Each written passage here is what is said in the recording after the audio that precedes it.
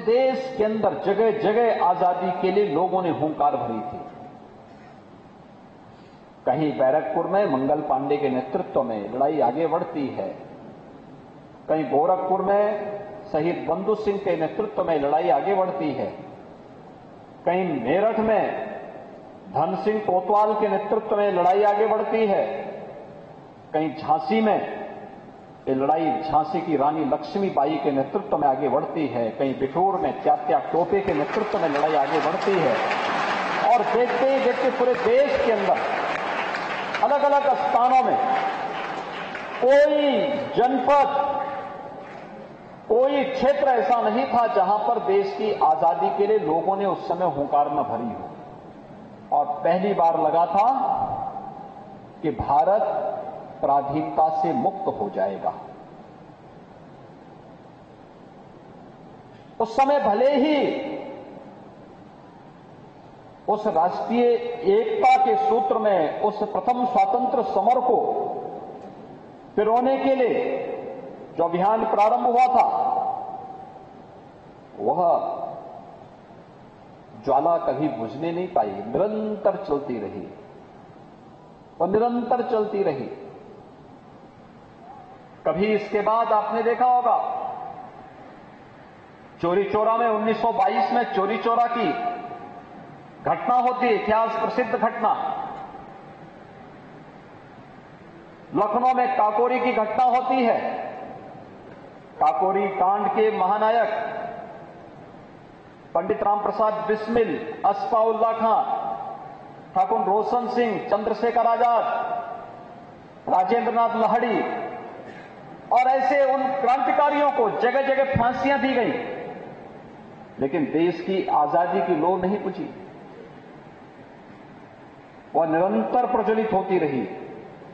ऐसे अनगिनत बलिदान हुए और उसका परिणाम था 15 अगस्त 1947 को अंततः यह देश स्वतंत्र होता है। स्वतंत्र भारत अपना संविधान भी बनाता है। आज भारत 75 वर्षों की आजादी के बाद की अपनी एक यात्रा को लेकर के निरंतर आगे बढ़ा है और 75 वर्ष में ही हम लोगों ने ब्रिटेन को पछाड़ करके दुनिया की 5वीं अर्थव्यवस्था बनने में भारत ने सफलता प्राप्त की है। ये चीजें दिखाती हैं कि प्रधानमंत्री जी ने 15 अगस्त 2022 को लाल किले की प्राचीर से देश की जनता को जो संकल्प दिलाए हैं, उस संकल्प को सिद्धि में बदलने के लिए उसकी शुरुआत हो चुकी है। और उस दृष्टि से हर भारतवासी का दायित्व क्या है? विकसित भारत चाहिए तो विकसित भारत कैसा बनेगा? विकसित भारत के लिए केवल भारत को विकसित बोल देने से विकसित नहीं होना है। विकसित करने के लिए हर व्यक्ति को अपने कर्तव्यों का पालन करना पड़ेगा। जिस भी क्षेत्र में है, विद्यार्थी है, एक विद्यार्थी का क्या कर्तव्य है अपने स्वयं के प्रति, अपने स्कूल के प्रति, अपने शिक्षकों के प्रति, अपने परिवार और अपने समाज के प्रति, अगर वह अपने इन कर्तव्यों के बारे में जान जाए। एक शिक्षक स्कूल के प्रति, अपने छात्रों के प्रति, अपने परिवार और अपने राष्ट्र के प्रति उसका क्या दायित्व है, इस भाव के साथ कार्य करने लग जाए। अपने कर्तव्यों का अपने अपने क्षेत्र में पालन करना। कर्तव्य पालन करते समय हम इस बात को ध्यान में दें कि हम अपने स्वयं के लिए न जिए, बल्कि हमारे लिए देश प्रथम है, भारत प्रथम है, राष्ट्र प्रथम है, यह भाव होना चाहिए। नेशन फर्स्ट की थ्योरी हम सबके मन में, दिलो दिमाग में होनी चाहिए कि भारत के लिए हम जिएंगे और भारत के सर्वांगीण विकास के लिए भारत। तो मुख्यमंत्री योगी आदित्यनाथ को आप सुन रहे थे। तो गोरक्षपीठ कार्यक्रम में सीएम योगी की तरफ से गुरु शिष्य के रिश्ते की मिसाल को बताया गया। तो साथ ही उन्होंने कहा, बता दें कि सितंबर का महीना सीएम योगी के लिए बेहद खास रहता है और इस कार्यक्रम को संबोधित कर रहे हैं सीएम योगी।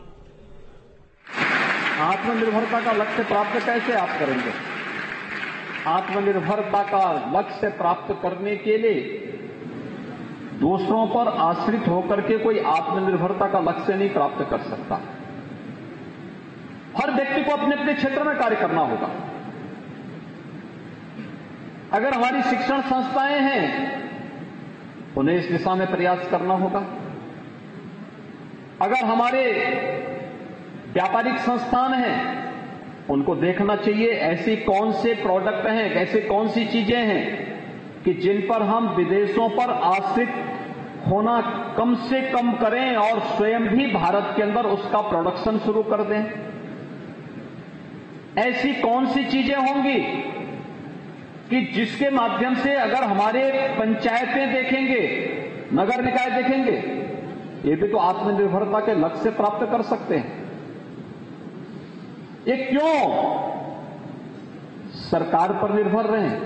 हर कार्य के लिए सरकार के सामने हाथ क्यों फैलाते रहे? इन्हें भी तो अपने आय को वृद्धि करनी होगी, अपने राजस्व के स्रोतों को बढ़ाना होगा, उन क्षेत्रों को टटोलना होगा जहां से आत्मनिर्भरता के लक्ष्य को प्राप्त किया जा सके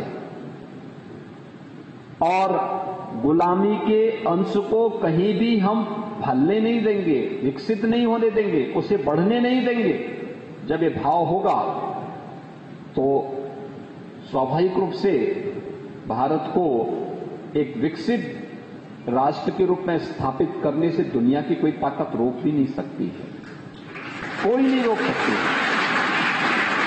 75 वर्षों की इस यात्रा को पूरे देश ने और पूरी दुनिया ने बड़े सकारात्मक भाव के साथ लिया है।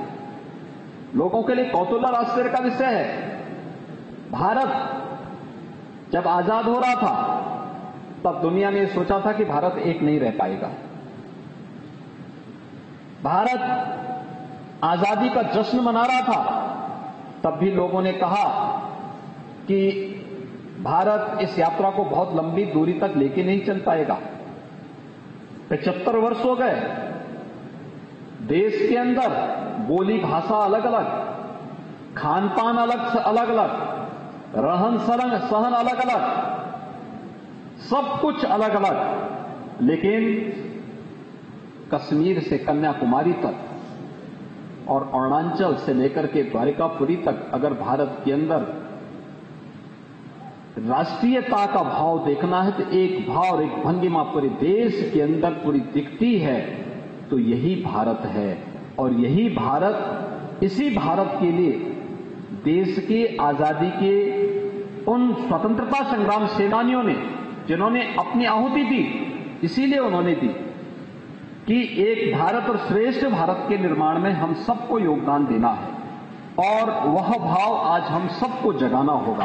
आज की सबसे बड़ी आवश्यकता है और मुझे लगता है कि इसकी शुरुआत हमें अपने स्तर पर स्वयं करनी पड़ेगी।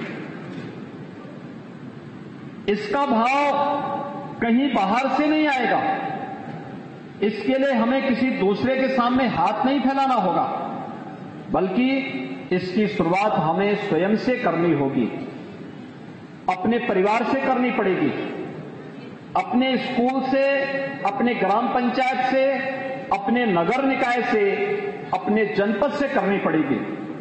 भारत को अगर विकसित भारत बनाना है तो इसके लिए हमें आत्मनिर्भरता के लक्ष्य को प्राप्त करने की दिशा में प्रयास करना होगा। और इसीलिए आपने देखा होगा जब ये सभी कार्यक्रम चल रहे थे, हम लोगों ने उस समय एक बात कही थी, सभी स्कूल कॉलेजेस से कही थी कि हम लोग केवल इस कार्यक्रम को एक औपचारिक कार्यक्रम के रूप में न लें, हमारा दायित्व भी है। हम देखें आजादी की लड़ाई में एक लंबी फेरिस्त है जिन महापुरुषों ने इस लड़ाई में बढ़ चढ़ करके भाग लिया, अपना सर्वस्व ने छावर कर दिया। लेकिन इतिहास के पन्नों में वे लोग गुमनाम रह गए, उनका कहीं उल्लेख नहीं। आजादी के उन बंदों को कौन ढूंढेगा? स्कूल कॉलेजेस का दायित्व बनता था। जहां कॉलेज है, जहां स्कूल है, जहां महाविद्यालय है, विश्वविद्यालय है, उनका दायित्व बनता था। वे अपने छात्रों से, अपने आचार्यों को लगा करके वहां पर स्थानीय स्तर पर उस प्रकार के रिकॉर्ड को टटोले, जो ढूंढें, लोक गाथाओं को देखें, लोक कथाएं, लोक गाथाएं, लोक मान्यताएं, वहां के खंडर, वहां के उस समय की बहुत सारी ऐसी स्मृतियां मिलेंगी जो हमें आजादी की लड़ाई की ओर हम सबका ध्यान आकर्षित कर देता है, हमें बता देता है ये खंडर क्यों है। क्योंकि ब्रिटिशर ने इसलिए तोड़ा था क्योंकि यहां से देश की आजादी की शुरुआत हुई थी। देश की आजादी के लिए ब्रिटिश हुकूमत की जड़ों को उखाड़ने के लिए कभी इस खंडर ने आवाज बुलंद की थी, लेकिन अंग्रेजों को यह अच्छा नहीं लगा, उन्होंने इसे खंडर में बदल दिया। अगर वही डॉक्यूमेंट हमारी संस्थाएं एकत्र करके जनपद स्तर पर एकत्र करें, फिर राज्य सरकार के संज्ञान में इस बात को लेके आए, जिला प्रशासन और राज्य सरकार मिलकर के फिर वहां पर उन लोगों का नाम ढूंढे कि कौन कौन इस लड़ाई में थे, बहुत सारे लोगों के नाम आ सकते हैं जो आज भी गुमनाम हैं। उन नामों को सामने लेके आना, वर्तमान पीढ़ी के सामने उस आदर्श को सामने रखना, याद रखना, इतिहास को विस्मृत करके हम उज्जवल भविष्य की कल्पना भी नहीं कर सकते। इतिहास की गौरवशाली क्षणें हमें आगे बढ़ने के लिए प्रेरित करती है। विकास केवल बोल देने से नहीं होने वाला है, हर एक की अपनी भूमिका होगी और उन सभी भूमिकाओं को एक साथ जोड़ करके जब हम कार्य करेंगे उसमें इतिहास भी होगा, सामाजिक अध्ययन भी होगा, आधुनिक तकनीक भी होगी, ज्ञान और विज्ञान का बेहतर समन्वय भी होगा। ये सभी एकजुट होकर के जब चलेंगे तब हम समग्र विकास की परिकल्पना को साकार कर पाएंगे और समग्र विकास की उस परिकल्पना को साकार करने के लिए ही प्रधानमंत्री जी ने पूरे देशवासियों को आजादी की अमृत महोत्सव की संकल्पना को सिद्धि में बदलने के लिए। तो गोरक्षपीठ के साप्ताहिक कार्यक्रम में मुख्यमंत्री योगी आदित्यनाथ को आप सुन रहे थे, जिसमें